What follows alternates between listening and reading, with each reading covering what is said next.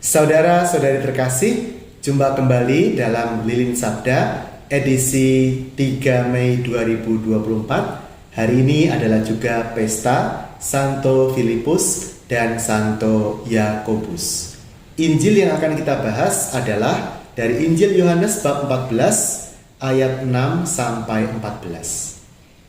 Mari saya baca dari ayat 8. Kata Filipus kepada Yesus, "Tuhan, tunjukkanlah Bapa itu kepada kami.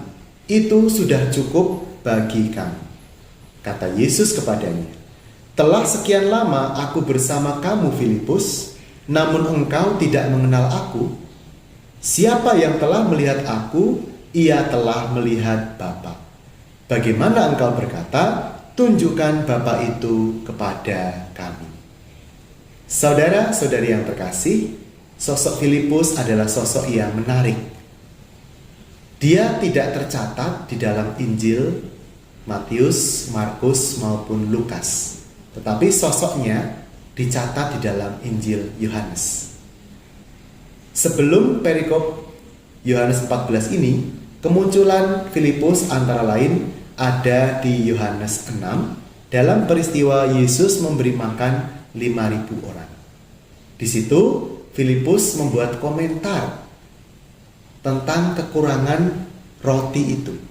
Ya, mari kita baca di ayat 7. Jawab Filipus kepada Yesus, "Roti seharga 200 dinar tidak akan cukup untuk mereka, sekalipun masing-masing mendapat sepotong kecil saja." Jadi Filipus ini seorang yang rasional. Dia mengatakan, kalau seandainya pun dibeli roti seharga 200 dinar, itu setara dengan upah 200 hari bekerja. Ya, tidak akan cukup untuk memberi makan 5.000 orang yang saat itu kelaparan. Ya. Nah, jawaban Filipus ini kan spontan. Dia tidak menutup-nutupi apapun yang dia pikirkan. Dia jujur mengatakan bahwa itu mustahil, bahwa dia tidak mengerti bagaimana mungkin mau memberi makan 5.000 orang. Ya, pasti sangat mustahil. Dengan uang sebesar apapun akan sulit pada saat itu. Ya. Nah, di Yohanes 14, Filipus juga mengajukan pertanyaan yang sangat asli, yang sangat polos, yang apa adanya. Kata Filipus kepada Yesus, "Tuhan, tunjukkanlah Bapa itu kepada kami, itu sudah cukup bagi kami." Jadi Filipus ini belum mengerti bahwa di dalam Yesus hadirlah Allah Bapa. Nah, karena Filipus orangnya terbuka dan apa adanya, maka menjadi lebih mudah bagi Tuhan Yesus untuk mendidik dia agar dia berkembang di dalam iman.